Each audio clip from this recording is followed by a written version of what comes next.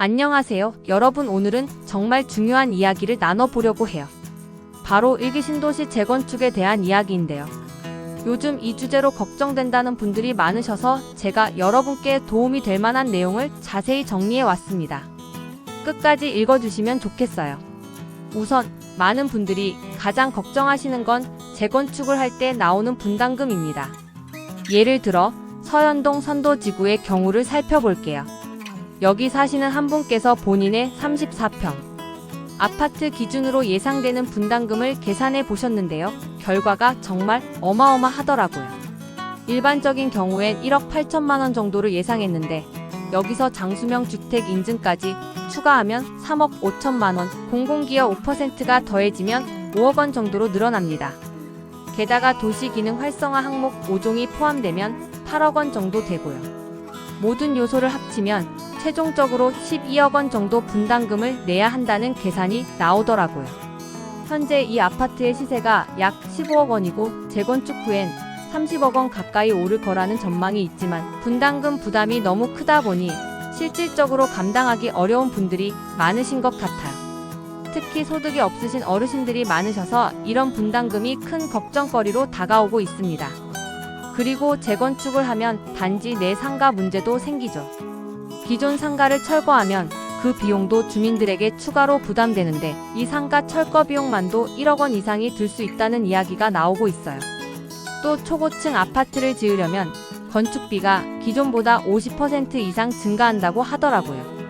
이런 초고층 재건축이 실제로 강남에서도 비용 부담 때문에 계획을 변경한 사례가 있었다고 하니 현실적으로 적당한 층수와 비용 절감을 함께 고려하는 게 필요해 보입니다.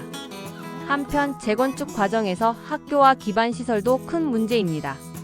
단지 안에 학교가 있는 경우 기존 학교를 철거하고 새로 지으려면 당연히 비용이 더 늘어나고 이 비용 역시 주민들에게 분담되겠죠.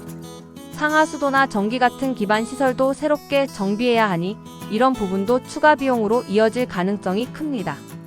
이뿐만 아니라 재건축을 하게 되면 많은 주민들이 이사를 해야 하잖아요. 그 과정에서 이주비 문제도 고민이 됩니다. 이주 기간 동안 전세 대출 이자가 오르기라도 하면 이자 부담이 훨씬 커지게 되겠죠.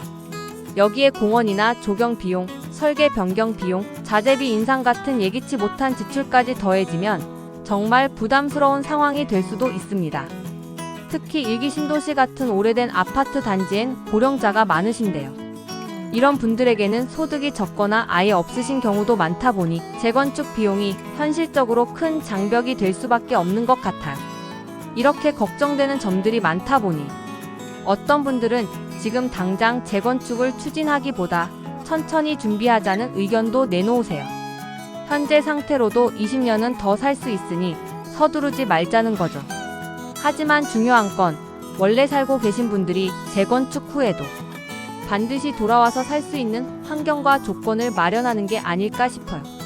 아무리 좋은 아파트를 새로 지어도 기존 주민들이 들어오지 못하면 그 의미가 크게 퇴색될 테니까요. 여러분, 재건축은 단순히 새 아파트를 짓는 일이 아니에요.